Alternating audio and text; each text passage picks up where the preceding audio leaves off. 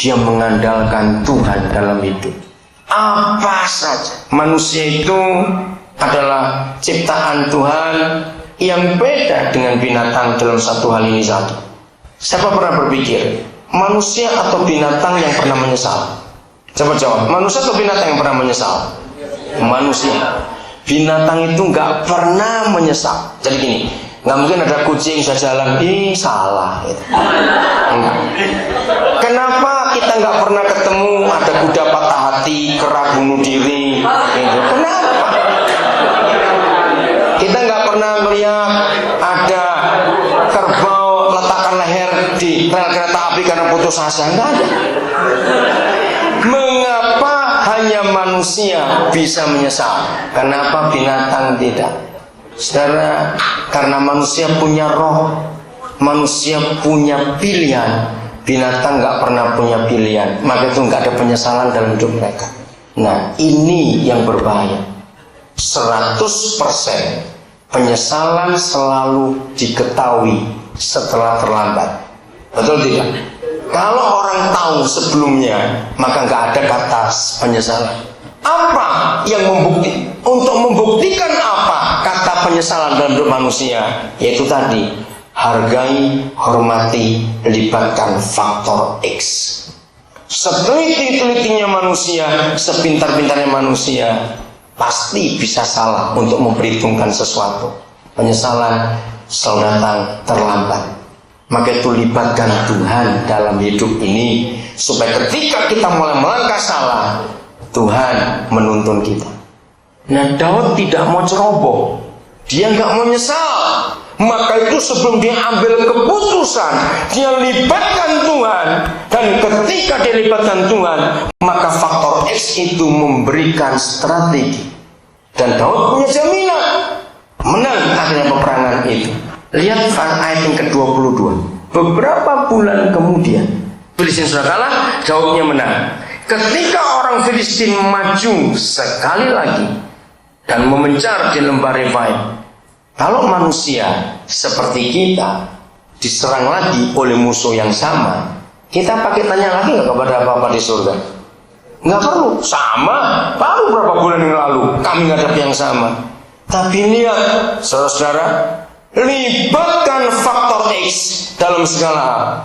Daud ngapain lagi ketika musuh menyerang lagi? Ayat 23 bilang apa? Maka bagaimana? Bertanyalah Daud. Ini luar biasa. Lagi sekali, pengalaman seseorang hebat. Orang berkata, oh dia sudah makan garam, umurnya sudah banyak begitu.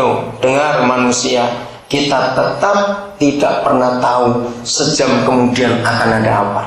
Jangan penyesalan yang mengisi kehidupan kita, karena kita nggak tahu di depan ada apa. Maka itu libatkan Tuhan dan seterusnya.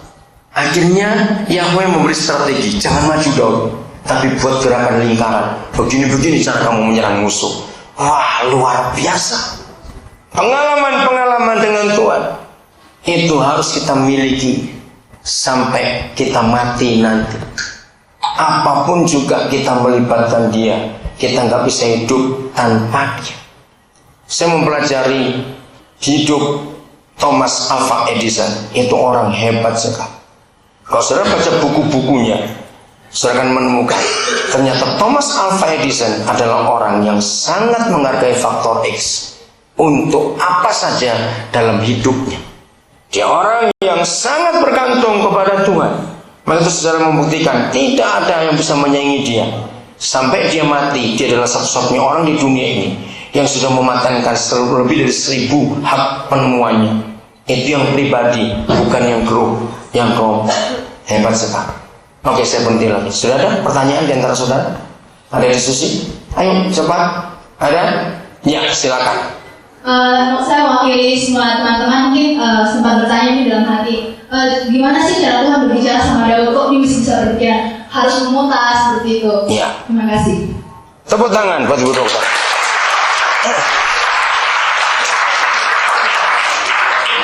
Saya 13 tahun menjadi pelayan sekolah minggu anak-anak.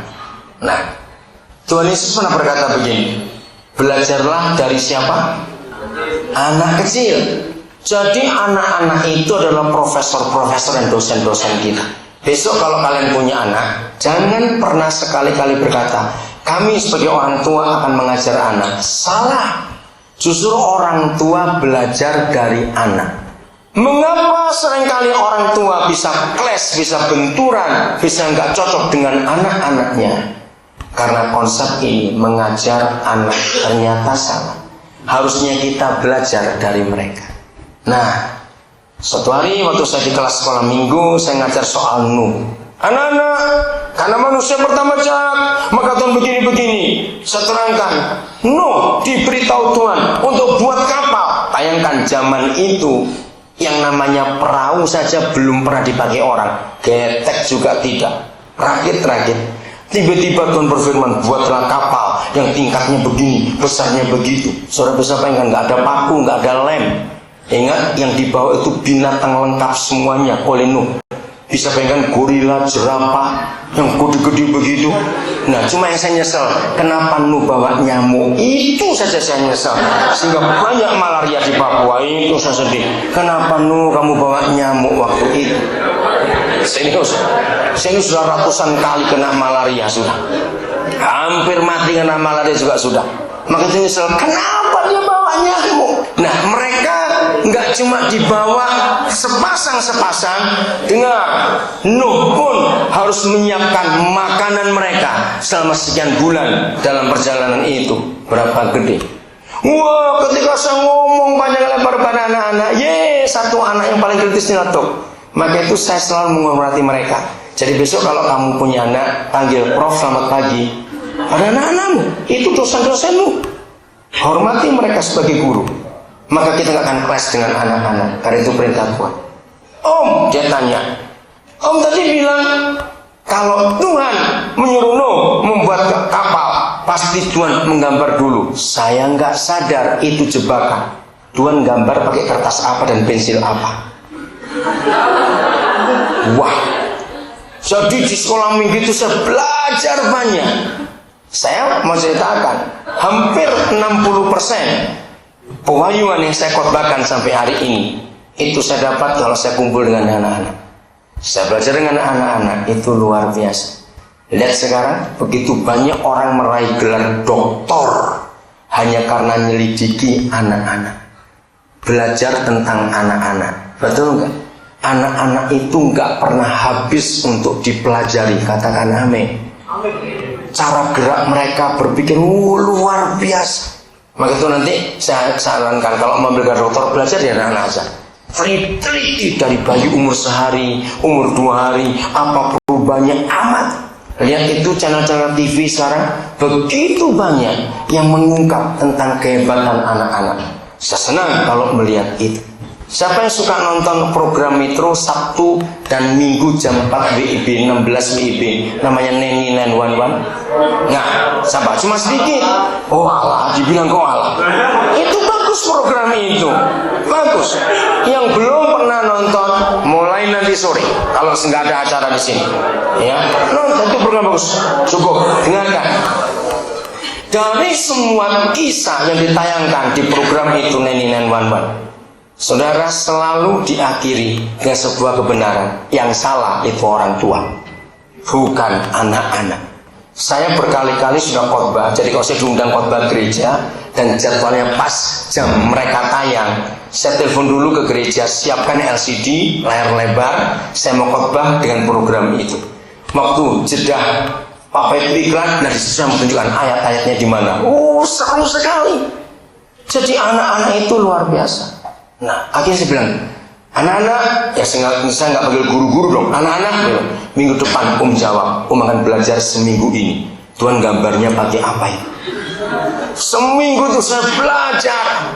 Saya diskusi dengan teman-teman, saya baca buku. Ternyata ketemunya di Yohanes pasal 8. Dalam Yohanes pasal 8 ditulis begini, maka tunduklah Yesus dan melukis di tanah.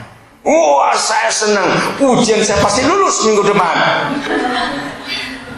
Minggu itu saya balik, anak-anak, Om saya sudah jawabannya. Ayo kita baca Yohanes 8. Mereka tersenyum. Jadi Tuhan berbicara dengan manusia dengan berbagai macam cara.